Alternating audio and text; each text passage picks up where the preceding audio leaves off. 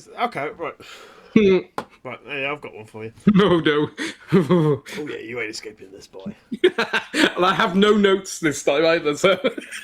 Welcome to the Podcraft. Yeah, as you've just heard, we have no notes. We don't know what we're going to talk about when it comes. There's a tentative link. I've got some questions from lovely people. But before we start, how you doing, Welsh? You all right? Yeah, not so bad. Not so bad. Surviving the winter. The winter has come. We've got more coming, apparently. Right. Yeah. And you know what? For the winter, top buy, $5.99 from Amazon. I bought me some cleats, as the Americans say, or crampons. Because I am not very good at walking on the ice. I love the snow, but the day after I'm like, fuck this, I don't want to walk on it. So I got me some cleats. Wow. And, mate, survived. Yeah. Just walking, go, this is great, I've got all this freedom now. Woohoo! I'm sure-footed, mountain man, so, I don't need these. Right, when you're this tall, the centre of gravity is way up, man. It's Yeah. horrible. Yeah. My center of gravity is like maybe half a foot above my feet, so I'm all right. Yeah, being a dwarf. But yeah, back here, so we've got more snow coming apparently. Oh, good. That's something to look forward to. Yeah. But yes, what's new in the world of Welsh? Oh, what's new in the world of Welsh? Not a lot, to be honest. I've just been, trying to get back into the usual routines, after Christmas and all, and after having the break and what have you, which actually it's been really quite difficult to get back into it, to be honest. Once you take a break, for some reason, it becomes, I don't know, it's an alien skill to try and pick back up on, is the old YouTube and, getting back down into the schedule of doing stuff like that. Yeah, definitely, man. We've spoken about this privately. Definitely, I'm struggling to paint at the moment. A lot of my videos were all recorded pre-Christmas because I knew January would be busy in real life with my real job. I've painted one miniature since 12th of December. Wow, okay. And I only finished in the other day, and I'm not happy with the paint job, to be honest. Looking at it now, good. Yeah. It's all right. That's kind of the problem is as well, as you're doing it in bits and bobs, like here and there. You never feel like you've ever get into into your stride. So it always feels a bit disjointed. And when you look at the miniature, you can see the disjointedness of, I painted this at this point, this point, and it's all, yeah. I've I get that. got some snacky minis en route. They were delayed because of the weather, but so hopefully that'll kick me up the arse to do some painting. And Conflict 47, which by the time this goes out, I've done the unboxing and review. Cool. So I filmed that yesterday because there was no painting in that, so that was an easy one. Oh, they come pre-coloured or? No, so you got to assemble and paint everything, but it's Warlord plastics. It's not hard. Right. I was wondering if they came in like green and blues or whatever, or Weirdly, no, actually. No. Yeah, because they could have done like green for the Yanks. Yeah. It's all just grey plastic. Okay. Although with the silhouettes, you can tell who's who. Yeah. And there's some cracking little bits of detail on there. They've kept that World War II vibe. So like this paratrooper, paratrooper, is a jetpack trooper. For the Americans I've got here, and he's got basically it is a Thompson, but if you imagine the front of the gun where the barrel is, it's got like a Tesla shroud. Okay. And then the big Germans look like the Uber Trooper out of Wolfenstein 3D. If you've played that. No, I never have, but big chunky. They're basically walking tanks, and they've got they can carry anti-tank guns one-handed, and okay. it's a really cool. You can mix and match it with your belt action as well, which is nice. Yeah. But yeah, I got the Start Force, but annoyingly I'm keep looking at the British, the Commonwealth, and I'm like, I want to buy some of them. It's the Galad infantry. It's got this big chunky armor, and I want to do because round by here we've our local Sikh community. We've got a big monument commemorating. I'm going to mispronounce this. Sarangari, which is where it was 100 Sikh soldiers held off 4,000 tribesmen. Right. So I want to do some of these Galad infantry with the bolt action Sikh heads. Yeah. There's a nice little nod to all the extra forces in the Commonwealth. Oh, that's nice. Yeah. It looks good. It looks like it's going to be a fun game, and it's really easy to play. It's so user friendly. Yeah. Does it use a lot of the bolt action rules, or? Yeah, so the dice activation. Mhm. The only difference is obviously the weaponry, and then you get rift dice, so weird shit can happen. Okay. Very Hellboy. Okay. But yeah, looking good so far. I'm going to enjoy playing this.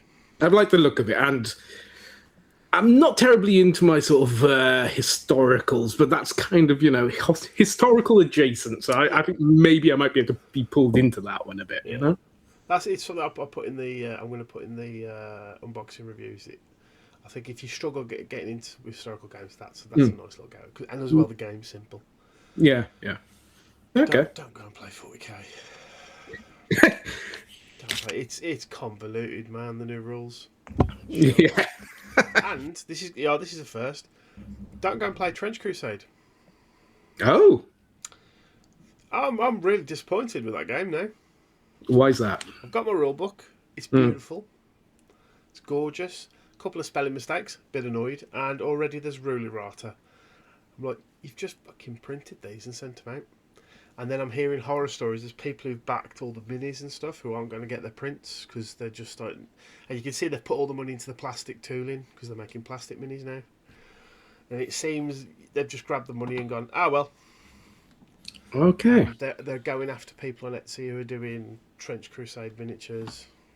It's a shame, man. Because the whole idea originally was it was open source. And... Yeah, it was very. Oh God, what's the term? Yeah, it was that Turnip 28 or whatever. That sort of you do your own thing, kit bashing and what have you. Was kind of was what it was sold as a bit. So that's a shame. Bit of a shame on that. So I Yeah. don't know whether I'll do a full because it's just going to be me ranting for about an hour.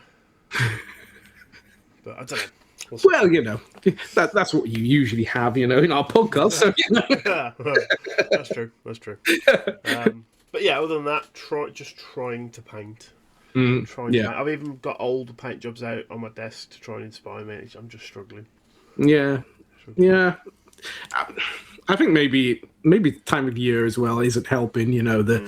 Everything's dark, everything's gloomy. You just want to, wrap up and just crawl into your corner and. Yeah, it's true. I do suffer from that. What's it called? Sad. Sad. Yeah. Seasonal affective disorder. There you go. There you go. Yeah. I'll use that as an excuse. That's a good one. Yeah. Well, you may as well have an excuse. You're not just a miserable. And then other sad news. The bloody military games expo has been stopped.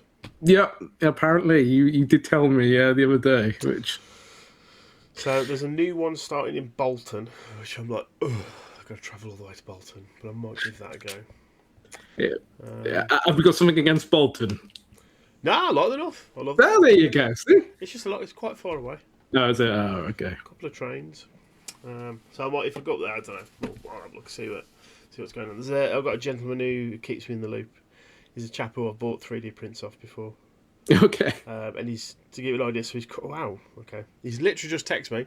He's worked on this modular tavern. And he said 8 rolls of filament and counting. Wow. Now, is that a lot? Because I know you've got a filament. My brother does, but that is seems like an awful lot on one building. Yeah, man. If I remember, I'll put a picture up of it. It's wow. Yeah. It looks amazing. So the Ulvine buildings, I think, take sort of one, maybe less than one. So this is pretty big. Oh, wow. Okay. Yeah. I mean, it looks big in the photo. Yeah. But yeah. Apart from that, just trying to paint. Yeah. And not working at the moment. Struggling. Yeah. Oh, we'll get there. Of course we will. One day it'll hit you. The muse will hit you. It could be after we get Goblin on here. I was going to say, I'll have to come up there and slap you about the head. I'll be the muse. People will be like, who's this little Welshman smacking you about? Just hanging off your shoulders. Paint more, paint more. Yeah. So yeah. Oh man. Yeah, no, like I said, I'm in the same boat. I am painting. I've started to get a bit more of a wind behind me, but really the motivation isn't driving me at the moment. I can't seem to find it, but hopefully I have got a few boxes which I'm going to be reviewing soon, so maybe they'll give me a little bit more Okay. thing. Well, by the time this comes out, probably would have already thinged them. So it'd be War Games Atlantic, the females like survivors or civilians. So it's like the male ones that I did the other week, but they're the female versions. With we had the guy in the orange hazmat. No, because they were really nice. I liked that was Anvil Industries. Anvil, yeah. So these are just like the War Games Atlantic plastic kits, So and I've also got I think a War Games Atlantic Agents kit that I'm going to be starting to pick up, which are very Mulder and Scully-ish. Oh, that needs to be a game. Please tell me someone's made like a... It's quite good, though, in the box as well. There is a mixture of female and male. So you don't have to buy two separate boxes to get, the female. Which, yeah, I like that because, I usually have to fork out for the male and the female of each box. So this is, a little bit better. That's actually, you know what? The Guards of Traitors Toll? Because it's how the mechanics work. Could that easily be adapted into like an X-Files? I can't. If you're willing to do a little bit of rejiggering, yeah, of course it could. Yeah, interesting that. Yeah, having like I don't know, Russian and US agents running around. Yeah. Well, one of these civilians isn't what they seem to be. Yeah, exactly. Yeah. Well, that's now recorded in time memorandum. So if they nick the idea, well, Scout code 15th of June, 15th of January. Wow, I wish. 2026. Stealing ideas, but no. Well, wait, Games Workshop got back to you for the idea that they stole off you. Ideas. There's been 3. Okay. Sorry, that's just me waiting. You keep staring, mate. That's a fight I'll never back down from. Yeah. But yes, okay. So that's roughly where we are at the moment. So we will be getting goblins and aliens on the podcast soon. Yeah. We're just going to pick on him. Hey, we got a new victim. Yep. I've been chatting to him recently. And I'm just going to send him some Etsy stuff and be like, stop painting GW. There are other options out there. There's this thing called the internet. He's in Scotland, maybe he ain't got it. I don't know. I don't know. It's haggis powered, isn't it? Is that technically racism? I'm not sure. Probably. That's Welsh allowed to do it. Everybody's always on about us. We may as well get our own shots. We love you, Goblin. By the time you see this, mate, we've already recorded, but we probably love you. We haven't spoken to you yet, so we don't know. Oh shit! Can you imagine this goes out and that podcast never gets aired? We have the whole podcast like an hour long with him, and we're just like, yeah, see you later. Just, that's not going out. That was awkward. Nah, he'll be fine. He seems like I'm sure it will be. He seems a decent enough dude. Okay, that's our little sort of preamble, fannying about stuff. So what we're going to talk about. I sprung this on Welsh about 4 hours ago. Yeah. Scenery. Go on then. Sounds like a topic. Yeah. You're into it more than me. I'm very basic. I'm into it. Wow. Okay. Yeah. I suppose I am. Scenery, Welsh. What is it? What is scenery? Floor is yours. No, but like, the reason I mention it is because the Conflict 47 starter set had 4 sprues where you can make like little corner room buildings and stuff. Mm-hmm. A lot of scope there to adapt them as well, which was nice. Yeah. That sort of scenery. I mean, any sort of scenery I love. My biggest issue with it is storage for the stuff. Oh yeah. That's why I tried to go down the route of the because the what's it called? Oh, it's a mouthful. No, not Lord of the Rings. Come on, man, jeez. Game of Thrones miniature strategy war game, I think it's called. But they have cardboard cutouts with nice images on of like palisades, walls, weird trees and stuff. And I like that because it's flat, it's easy to store, get it out, makes the board look nice. So I've gone down the route looking for like neoprene stuff, and that's my sort of go-to. Or just getting a big piece of cardboard and drawing the terrain on. Yeah. I have troubles with that. I can, and that's not me being a terrain snob or anything. Really? Yeah. As Welsh, we have evolved beyond our cardboard. Always got to bring the nationalism against me, man. Come on. I'm a nationalist kind of guy. No, like neoprene, like trees, whatever.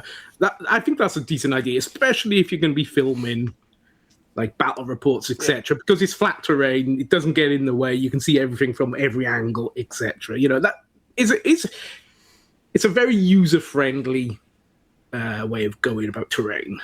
The trouble is, it doesn't really pull you into the game. It does feel a little bit more like being a kid again, playing with your play mats or whatever that you. Is that not what we're doing? Playing with toy soldiers? No, no, we're historical reenactors. Right. Okay. Yeah. Taking my hobbits across my land. No, I do get it because there's a guy I watch on YouTube, Tabletop CP. He does a lot of bolt action, and he's doing Conflict 47 at the moment. And his tables are beautiful, man, with buildings, hedgerows, lots of little details that you don't really need. Yeah, he just puts them on there. And when he's filming, it does look good, much better. Yeah. Scenery will add it to a game. It always will. Yeah. But the thing is once you finish your game, where you're going to be putting it, and my house is just chock-a-block full of terrain. I've just got, like, this table I'm sitting at now I can't get my legs under it because there's all terrain under it. Wow. So that's the problem with terrain is, there are other options. So like you said, cardboard. So there are manufacturers of like printed cardboard buildings and what have you, and not so much natural structures. Like obviously very hard to make a hill out of cardboard. I've seen a way of doing it, but it does take you out. You basically put rings of where the levels would be. Right, yeah, like a tiered system, like. But you end up with like a multi-story, flat green fried egg. Very, very old Warhammer, do-it-yourself Blue Peter style. Yeah. But like there are companies that do like structures, etc., in cardboard, and some of them look really nice. My only problem is a little bit with that is how long they last, especially if you're taking them apart or if you're trying to store them and you chuck them. They're going to get crushed. They're cardboard after all. However good they are cardboard. And that's kind of a problem inherent with that. So MDF terrain, again, good for proper structures, buildings, etc. Obviously, can't do natural rock, faces, etc. Can be a little bit flat looking. One tip I will say for anyone who's doing MDF terrain, if you're going to paint it, PVA coat it first, because the paint just sucks into the MDF and then it goes fluffy. So if you PVA coat it, hard coat it first, it'll go straight on. Yeah. I'm sort of kind of in the middle of what's this? Well, I did a kit of it years and years ago on the channel, actually, but I bought another one because I want some more of it. So it's TT Combat, Iron Labyrinth Death Quadrant, I think it's called. Yeah, that's right. Okay. So if you think the plastic bulkheads from Games Workshop, but in like an MDF cheap version. That's kind of what these are. Okay, and are they 3D? Like Yeah, layers and yeah, you can like so that's a wall section. okay. And then it'll have a top to it, and you can put like another layer on if you want. So you could have like a double high if you want. There's stairs in there. There's little pillars. Pretty cool. So you can make a little maze if you want or whatever. Hence, I'm assuming that's why they call it the Iron Labyrinth. That's pretty cool, actually. So MDF. Yeah, like it's come on a long way. Yeah, and I like TT Combat. I do like their stuff. They've got a lovely. What was it? It was like a Normandy cafe. Right. They did for bolt action. Right. And it was a beautiful little set. And it had bits where you could glue on top of the flat faces so it looked 3D as well. Yeah.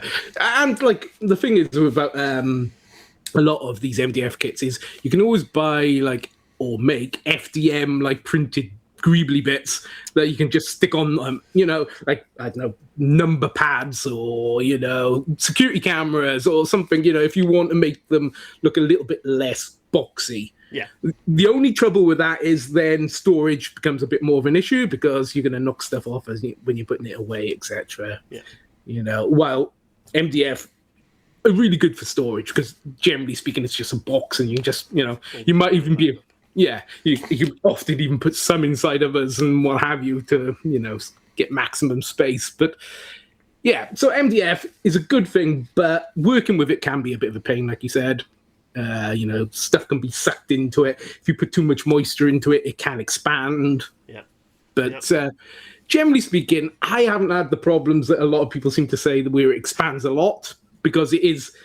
It's not MDF; it's HDF in it, so it's it's a thicker, harder wood, compressed wood. So yeah, you shouldn't have that problem unless you're putting a lot of water into it. But yeah. And plus, to be fair, with the advancements in laser cut technology as well. Yeah, because my uncle's got a laser machine. Right. And when he first started out, I was like, "Yeah, I'll help you. We're going to practice and make all this stuff." Lots of freebies. But it's because it sears the edges, so you tend not to get the expansion as much on those. Yeah. You have to clean the burns sometimes, because it leaves it behind a rather nasty old residue that But yeah, no, MDF. I quite like working with MDF, and you can use wood glue, to put it together. It's. It's easy to work with. Most of us have got wood glue around the house, so it's around the house sounds a bit weird. I love it. Most of us have got wood glue knocking about. Well, if you're a handyman or something, handy woman. Anyway, I'll tell you one that I do like. I'm sure we've mentioned Black Magic Craft. Yeah. So what got me into was his dungeon tiles. And of course, me being an idiot, I went and bought a full Proxyon heat wire cutter, and I got all the foam. I've still got tons of it left. And I did all the dungeon tiles, and they are beautiful. Really nice material to work with. Yeah, homemade dungeon stuff. It's one of the few sort of, how do I put it, sort of symmetrical, sort of straight lines things that I will attempt to do. Buildings, I don't make buildings. They just look wrong I just see all the problems with them, and it just doesn't look right. But dungeon tiles, actually, they were really and it's really easy. It's just a square grid and black, and then dry brush done. Pretty much. They're good. I've tried doing buildings out of it. And I think the biggest thing is, you're doing all if you're doing like a blown out wall with bits of craggy masonry or whatever. Yeah. It's the scale of it. Yeah. And then it looks out of scale when the miniature's next to it. You're like, oh, hang on, that's for something this big. And that's where I struggle more with. I think a lot of, with buildings, if you're making homemade buildings, you need a lot of like either balsa wood or plasticard or something to make some raised texture from the walls, etc. Yeah. So then you start spending a lot more money on the bits that you're going to be putting onto the building. Yep. And in the end, it's like, do you want to invest that much time in building a building? And if you do, brilliant. But for me, I like to get my terrain done and, kind of, get it ready, done. But, I can film it. That's why homemade, like mountains and hills, so easy to do. You just, whatever your sub base is, so you can use cardboard. I've seen people use cardboard. You can use foam. You can use even, oh God, what's it called? Foam board, whatever. Just cut it up, make little piles, and then just get sculptor mold and smooth it all over. Yep. And you've got a rocky looking outcrop or whatever. It's really easy to do. And it looks nice. Have you, I completely agree. Have you used sculptor mold? Yes. Is it not just paper mache? So they use I've never used it, but I see it and I go, yeah. Like the old so paper mache is made with paper. Sculptor mold is made with fiber. Okay. So it's more like fur or something. It's like strands of string or fibrous stuff. Because the stuff, the paper mache you can get here that's dry that you just add water to looks very similar. It could be. It could very well be. I think because there's so many different types of paper mache, construction. I think sculptor mold and the equivalent. I think it's just maybe more hard wearing. Yeah. Okay. Because I used to use plaster a lot. Like a wall filler. That sort of. But the trouble with that is it scratches easy. Once you lose a bit of the bump bit or whatever, you get that white coming through, and it's just crap. It looks awful. Yeah. Even if you mix in a bit of paint when you're mixing it up, it still seems to crack and break very easily. While sculptor mold is much harder wearing, and if you mix in a bit of paint, it doesn't seem to scratch down to the white or anything. It's okay, cool. Sorry, because I've always looked at it and never given it a go. Yeah, I personally, I used to use just wall filler, spackle, whatever you want to call it. Yeah. I used to use that for my terrain, but as soon as I found sculptor mode, I moved over to that because it's just so much harder wearing. And is it cost effective? Yeah, it depends on what you're thinking of doing. If you're thinking of doing, for example, I can get a tub of literally this one here. Mm-hmm. Wall filler. I get that for £3. Yeah. It's going to work out dearer than that stuff. Okay, but if it's harder wearing, because that's good on miniature base, Yeah. I wouldn't do anything particularly bigger because of that it breaking up. Yeah, and it can crack and what have you. Yeah. While that with sculptor mold won't crack. Or if it does, it's probably more that you've added too much water and it's dried out too quick or whatever. Okay. It's more like that. I tend to find that I mix it. Hang on, let me think. With more water than they say often because with me it dries out before I get to the bottom of it. Okay. So I make mine quite wet, but then it takes it can take up to a week for it to dry completely out because I made it way too wet and it's thing. But if you follow the instructions, I've seen people do it after an hour they can start moving on to putting the aggregates down, etc. But okay. That's not me. I always make sure I make it really wet so I don't have clumps at the end. Do you remember the? I'm sure they still do them. They probably do. The little tiny scale bricks. Oh yeah. Right, as an idiot child once, this is probably why I don't do terrain. I was about 13, 14. And I decided, I'm going to make this little wall out of the bricks. Yeah. Bricklayed at 28mm scale. Turns out I'm not good at that. Yeah. My uncle just rocks up and he's like, why don't you just do a piece of foam and use a pencil to scratch it? Scratch it. Oh. Yeah. Trying to make this plaster bloody brick wall. Yeah, it's the same as people selling the foam bricks online. Yeah. And it's wow, you're charging that much just to cut a bit of foam. Cut a bit of foam, yeah. It's wow, okay. But and it's just in the last 5 years. Like flock is so much better than it used to be. Oh yeah, I remember it always being that garish bright green. goblin green. Yeah, man, it's with the odd little fleck of yellow in. Yeah. No grass looks like that unless all the armies are fighting on a cricket pitch. I don't know. Yeah. But, The Wimbledon tennis court. Yeah. Yeah, Shocking, man. no, Shocking. no, like Geek Gaming has gone. They got ground cover for everything now, so it's literally like I want a burnt forest in the autumn. Okay, this is the one for you. I'll tell you what, their best thing I would always recommend is the matte sealant spray. Okay, that stuff is amazing. It's the newer bottles. I bet this is an old one, so the pump's not as good. But you just once you put your I'll do a picture of this goblin. But you won't be able to see it, I don't think. But his basin, so that's the Geek Gaming sea mix with a few tea leaves in. Some clump foliage, and then when you've glued it on, you just pump spray that across. Yeah. Leave it to set, and it hard coats it. Is that before you put the miniature on, or is that before or after? Worst case is if you catch the miniature, it does make it shine a little bit. That's what I was wondering. Yeah. Even though it does say on the bottle matte. But it's very glossy. But that stuff is rock hard. Like all of my bolt actions got it, and nothing has fallen off. Is that a cat?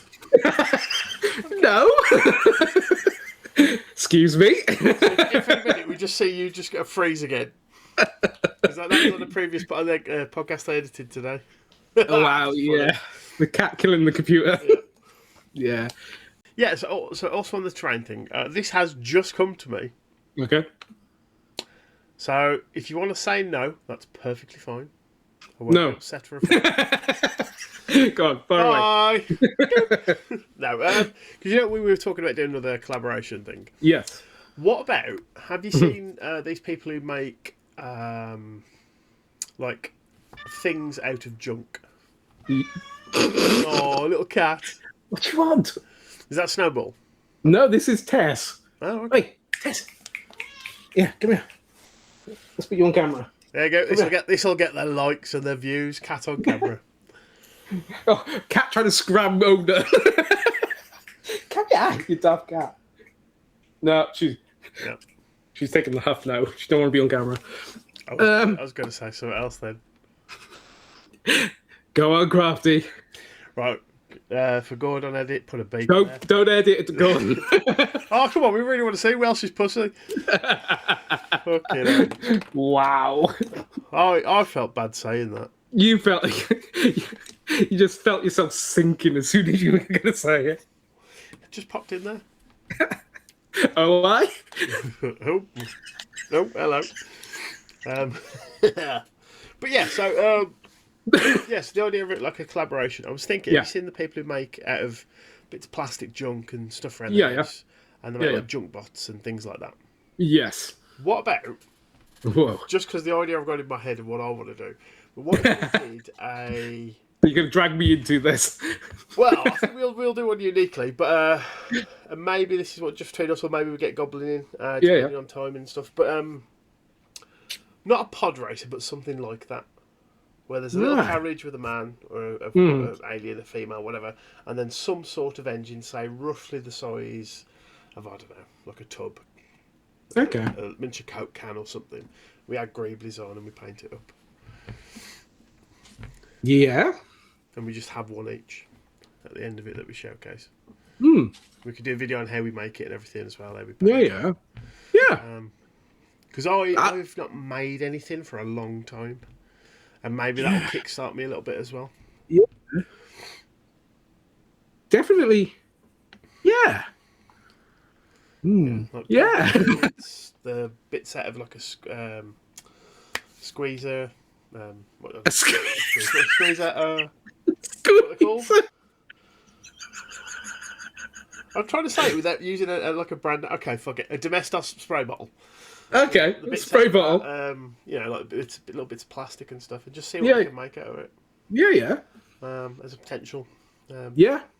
See now. Because I already know what I'm going to do. Yeah, I was going to say, you're the kind of person who sculpts and stuff. Yeah, so I'm not that guy. no, but if you glue bits on greeblies and things, and you make it like so, I'm immediately going to.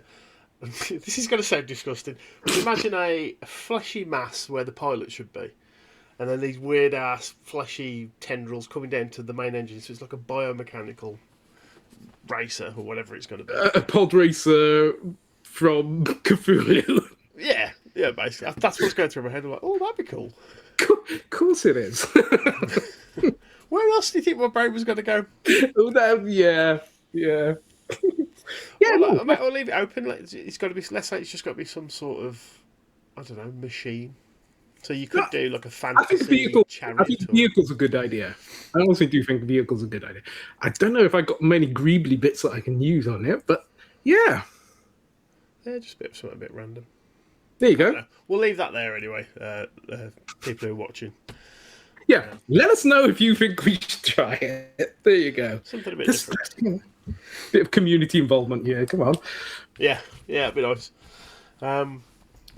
Yeah, terrain. I don't know. It's a weird one, man. I I love doing basing for the miniatures, but anything beyond that, I get a bit unless it's a diorama. Right. I've never made a diorama.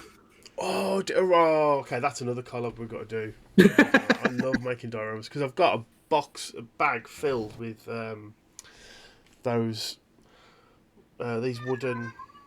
Lord of the Rings. Yeah, but, these wooden sort of slats. Yeah. I was going to use as placemats, and this guy cut loads for me. But they're diorama bases. Cool. Yeah. Something I've always wanted, because there's those people who do it like in jars and all, and they've got a little diorama going on in jar.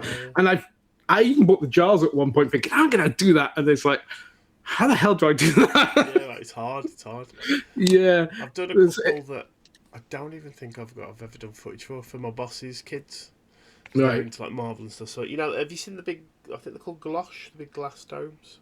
Okay, yeah. That you put on top. So I did like one, it's a sentinel being hit by Hitmonkey and Howard the Duck getting destroyed, and then it was like this big. I did a Star Wars one for my friend. And that's cool. So yeah, every so often I do get the most recent one, I suppose, is my Toad that I did. Yeah. Get me back into painting. I said, never done one. And I've always been like, yeah, I want to do one. But then I'm thinking like, it's so much out of my comfort zone. That's what we're going to do. We're going to get you at your comfort zone. But I like my comfort zone. It's comfort zone. Everyone likes their comfort zone. It's comfy. I like my little armchair. I want to stay here with my smoky jacket and pipe. Yeah, but look, Bilbo went with the dwarfs in the end. I know, but think about what all the other hobbits thought of him. Yeah, but he came back richer with the Ring of Power. And he survived. He went to live with the elves. Who wants to go and live with the elves? I don't want to go and live with no elves. Rivendell's just up the road from you, or not? Yeah, but yeah. I'd be interested. Yeah. A diorama and a vehicle. Yeah, I'll be up for that actually. Okay. Put me on the spot here, but yeah, sure. It's because I've already made one and I've got. It's been sitting here for weeks. I don't know what to do with it. No, I haven't. But no, I could do some cool bits for that. Yeah. I've got loads of GW bits I've chopped up over the years. See, I haven't got any of that. You don't have a bits box? I got a bits box, but they're all from like War Games Atlantic miniatures and stuff like that. Okay, the throne out of Game of Thrones? Yes. Just have a sword throne. With big wheels. Look like some sort of like one of those sort of Victorian wheelchairs that they had. That'd be dope. But yeah, because I never really been into making vehicles and stuff. So yeah, so I've never bought the kits like for tanks or because I've never played any of those games. So I'd say it doesn't have to be a vehicle. It could be medieval. It's just, maybe it's just how we interpret it. Yeah. Because the pod race as a concept, I like the idea of you have that separate bit of the cockpit and then I kind of like that. I kind of like that idea actually. Yeah. That when you mentioned sort of pod race, I was like, ooh, actually, I can actually picture something in my head from that. Yeah. Yeah. Which, yeah. Because if we're talking vehicle art, the thing that hits me is like wheels, circles. I'm not making no circles. Yeah, man. Yep. No, that's what a tub will do. That's your circle. That's your engine done. Yeah, it's hovering now. Yeah. Yeah. So, but yeah, back onto sort of scenery then. So I was going to go on to FDM. So FDM printing, I love FDM printing scenery. Yes, you have layer lines sometimes, but I don't care. Well, no, if you're cranking out a room building it, I don't think it matters, does it? No, you're only really going to dry brush it up and exactly. Paint job. You don't really want the scenery taken away from your miniatures anyway, because they're the stars of the show. So I've never had a problem. A lot of people do. They hate layer lines and what have you. And there are ways around it. You can use, fillers and what have you. And Gresso, is it? Whatever it's called. The stuff that you can put on canvas paint boards, etc. Gresso. I know you're something like that. So you can use that to fill in layer lines if they worry you that much. But to be honest, it don't worry me at all. So I print a lot of FDM terrain. That's what I use the FDM printer for, and I really like the stuff that comes out of it. I got a whole sci-fi corridor system or whatever that I can fill a 2x2 table. It's all FDM, and it looks really good. Haven't painted much of it, but it's, so when you did your Rangers Shadow Deep campaign, and I think you used bits of it in your Parsecs videos, the hills with the trees and stuff. Yeah, so that'll look nice. And then when you did the dungeon, where it looked like you'd actually got walls around it as well. Yep, which was nice. Yeah, that looked really cool. That was all FDM printed stuff, all free from Thingiverse. You don't have to pay even for the STLs. It's so for scenery. I know you can go resin scenery, using your resin printers, but to me, that seems like you're going to be spending a lot of money on printing something that I want to use as a background piece. It's not something I want to take away from my miniatures. So Yeah, and a lot of the resin stuff, it still hasn't hit the point where the strength's there as well. It's very good. Yeah, especially if you've got I don't know, wrought iron fences or something like that. The spikes will snap off inevitably, or a crypt or whatever with Gothic scenics. They're not built to be bashed around or played with, really. Yeah. Which I know as gamers, we think, I'm going to be really careful with my terrain. I'm never going to bash it around. It never works out that way. You're always going to get your hand caught on it, or So something always breaks. Yeah, or you drop a troll on top of something, or it's. So I'm just trying to figure out how you pick up a troll. Miniature, a troll miniature. Hey, and us Welsh people can lift up trolls. What are you on about? I'm going to say they're all around it where you are. Have you ever seen Troll Hunter, the film? No. Oh, it's a must. It's a must watch. It's brilliant. Norwegian film, and it's done as if trolls are real. And this guy gives this history of trolls at one point, and there are these. I think they're called Welsh blacks, and they're big stone, big chunky noses, and they've got this black fur around the back of them. And okay. They're native to Wales. Trolls are real. Okay. Yeah. All right. Go watch that film. It's fantastic. Yeah. Okay. It's really good. It's just so much fun. Yeah. It's like a Blair Witch. Oh God. Camera footage one. And following this guy who's a troll hunter. I hate all those portable camera films. This is good though, man. Yeah. I'll take your word for it. Shocking. Shocking. How cultured the Welsh are. No, we don't watch Scandinavian films about trolls. But yeah, man, I wish like the scenery part of the hobby. There was the big one for me is storage. That's the killer. So that's why I won't go to town with it. Like, I still occasionally, if I do a bigger game, or if we're mates, we're playing like a war game, we'll still do the thin sheet over video cassettes and DVDs and stuff, so it matches the mountains, and because it's too much hassle carrying it about. Yeah, I can see that. Yeah, transporting terrain does seem a bit. And yet, when I see a table done at like a convention, and usually I think the reason it looks so good is because they've honed into a particular battlefield or scenario. And then it works. And that's the problem as well. If you get terrain, do you go for a specific setup, or do you want to have it so that you can use it for many different games? And some of the best looking boards, you think, oh, that's amazing to play on once, maybe twice. But once you've played on it like 20 times, it's like, I know where I can go, where I can get unfair advantages because I've played on this board so many times. I know all of the cool, good spots. So I think that's the problem with making those really nice scenery terrain ones, as opposed to having individual pieces of terrain that you can move around and put wherever you want on the board, let's say. Because we did, this is when I was younger, we played a game called Spearhead. And it's a divisional level World War II game. Right. So if you imagine a platoon of men, which is about 50 men, I think, is on a 1 inch by 1 inch square. So it's all about 6 mil sort of scale. And we would have this massive table set up with just flopped boards, put the hills on, and then we'd have cut out shapes of different coloured felt, so brown for fields in squares. Grey would be built up areas. Green for woods, but like weird shapes and stuff. And then we just put felt ribbons down for all the roads. And at that scale, looked beautiful. Looked fantastic. Again, gameplay versus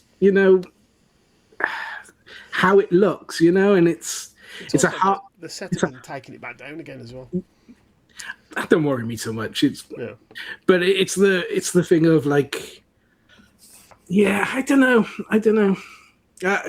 I would like someone to come up with a nice neoprene, like you said, template for all different types of sceneries, buildings, top down, what have you. I think that would sell pretty good, to be honest. I'm surprised no one's done it. You get the odd bits. I've seen like rivers and woods for like fantasy RPGs and that, but it's like 50 quid and you get 3 pieces. Or it's like. Oh God! One of the games, like Hordes or someone, used to have a few of them in their box sets, like when you started out. But no one actually sells them separately or anything. And if they are, it's like like you said, there's one woods, there's one pond, or and it's like that's not enough really for me to. Plus, as well, with doing that style with the neoprene, you can't do multi-level housing. No. As well, you're stuck. No. But again, that's a drawback. But it's also a bonus because you can pack it away easy. You can put it away. So you're always going to have that sort of pros and cons of any sort of terrain that you choose to use. The easiest ones to pack away are not going to be generally the best looking ones. Generally, because most scenery is quite bulky and going to be hard for you to put away anywhere. So this is it. Unfortunately, I haven't got any brilliant ideas of this is how you can store these things really easily, because that'd make a brilliant video, but I haven't got it. Lots and lots of plastic boxes from Home Bargains. I got loads of them. Apart from when I sit on them when I'm playing games and they shatter. Tell me you're turning them upside down first. Just the lid. No, that would be a good idea, actually, wouldn't it? Structurally more sound, yes. Yeah. Just crack. Oh well, that's. Mind you, they're only 3-4 quid a pop. They're dirt cheap. There, that's the problem. Cheap Chinese plastic. Woo. Wow. But it's a strange one, man. Because I'd love to have a table that looks beautiful. It's all set up. It's what's the game called? Kings of War? Fantasy? Kings of War, yeah. Is it Kings of War I'm thinking of? Where one of the things that sort of turned me on to the game, I've never actually gone into it or bought anything, but was the idea that the units were defined by the size of the base, and then you could do like a full scenery thing within a unit. It's like, that's a cool idea, because that makes the battlefield look nicer. Yeah, so you had like an undead army, and you'd have like a rectangle, and you'd have like loads of gravestones and skeletons coming out of the ground or whatever, and that was representative of that unit. Yeah. That was a cool way of getting around it. Yeah, mini dioramas basically. I really like the look of that sort of thing, but I don't like rank flank games. So Yeah. I won't do any other rank games now. Now that I've played the Game of Thrones one. Yeah, it just nails it, because the effectively the miniatures are just wound markers. Yeah, well. And then that's why it works so well and so quick. Yeah. But yeah, that's a nice way of getting around terrain, I think. But yeah, I've even thought about, because recently I've been reading my Battle for Middle Earth strategy battle game, Games Workshop one, because those rules are banging. Right. And I was like, but I don't want to go and buy miniatures. But then I've looked at, you can get 10 mil. Yeah. Shall I just do that and have a Gondorian army? Yeah. Because it's easy to transport. The terrain would be tiny. Yeah. I could make it. I could do a field out of just a piece of like a coffee mat or something. Yeah, actually, terrain would be really good at that scale. You could really fit in quite a bit in a little bag. It's That's my other sort of thought process in getting around it. Because I just do not have the stuff. I've got too much stuff as it is. Far too much stuff. The point I'm having to buy, I'm going to go and buy more shelves from IKEA to put things in. Rule books as well. Weirdly, rule books are everywhere in this house. Not quite at the stage where they're going down the stairs yet, but it's getting close. Like my war magazines are still up the stairs from when I sent you that photo about a month ago. Yeah, they're still there. Because a lot of these games I've got these rule books for, and I'm like, I've not played it in years. I should just sell it. I'm like, nah, but I remember buying that and enjoying it. Yeah. No, occasionally I like skipping through the art and. Yeah. If I sell a book, I feel a little bit like being an artsy burning it. It's like strong wording, but yes. Well, you know what I mean. Books are something special in my mind, and I don't like getting rid of them. It feels wrong, Well, my nephew's just started getting into Dungeons and Dragons, and I'm like, you know what? Have all my books. I'd rather give them away. I'm not going to use them. Have them and enjoy them. Yeah. No, I get that. That's a good way of doing it, because that someone's going to actually get enjoyment and they're going to actually do something, as opposed to selling them on eBay and then somebody just sort of, I don't know, sit on them or resell them, and it's like that person didn't want that book. It's it's a bit of a shame, but terrain, man, it's a tough one. It is a tough one. If anyone's got any ideas of how you can either easily store, or they know of any neoprene stuff, because I think I'll just stick with that. Yeah. I wouldn't blame you for sticking with neoprene, but that would be a good idea, honestly. Like, I know you're on about buildings that are flat, but does it matter really? Set it in farmland and suburbia, it'd be all right.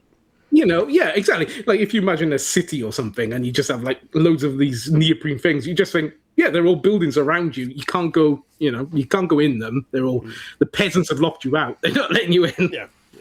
Because I'd love to at one point get so I can get a table that's for the last day's campaign and just get it proper done. Like when I watch Guerrilla Miniatures stuff, I'm just like, oh man, that looks good. Yeah. I wish I had a studio. Yeah, it's a huge factory, like studio warehouse. It's something to be envious of.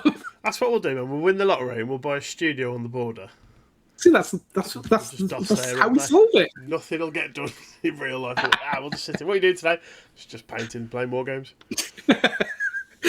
Just trying to figure out where we're going to store all these new things that we just bought with the lottery money. Just have shares in fucking IKEA. I need as much Kallax shelving as you can give me. Kallax world shortage. But anything else you'd like to add about scenery? No. I think that was a good shout though about you thinking about smaller terrain for smaller wargaming, like 6 mil, 10 mil. I think I think that's a good idea, actually. Yeah. Because I've got some 6mm World War II stuff Yeah. that I'm working on. Or actually, it might be a bit smaller, actually, because I think Flames of War is 6mm. If I remember. Flames of War is 15mm? Oh, is it that big? I think so. Okay, so this is smaller than that. Yeah, because I want to do... Because I love the Battle of Arnhem. Right, It's a historical battle. But me and my mate, we tried doing bolt action with it. And just like zooming in on some of the battles. And the scale's just too unwieldy. Yeah. You're moving too much stuff. And Yeah. I was like, right, I'm going to do a smaller version of it that can fit on a table. Yeah. Good luck. Gotta bloody need it, mate. Okay, this is my 200th unit that I'm moving up here. This is the entirety of the 21st Panzer. Yeah. It's fair, at least with Germans you wouldn't have much stands because it's all been air interdicted on the way there. So, but yeah, okay. Anything else on scenery before we wrap up? No, I think I'm done. Cool. Bit of an impromptu podcast, but as always, It was a bit random. That's all right. The people love it. They watch it. Do they? Do they really? I think it's just for our amazing faces and our characters. It is. It's my wizened old Welsh face. How many YouTube accounts have you got? Because I just watch it multiple times. Just let it run in the background when I'm painting. Yeah. Wow. Just farm those views. Yeah, man. I'm not a jaded old man at this point. But no, yeah. Okay, so that was like a weird sort of chat on scenery and stuff. So where can they find you? They can find me in Wales. Yep, I can verify this. He's in Wales. But yeah, WelshMiniatureBoardgamer on YouTube. Yep, go and subscribe and watch his videos. They're very good. I'm CraftyMini. Look for the Mushroom Man. The camera's just moving me. It's moving. Can't touch this. That's how I do the podcast. Just. What's this MC Hammer in it the whole way? It's going to end the podcast like that.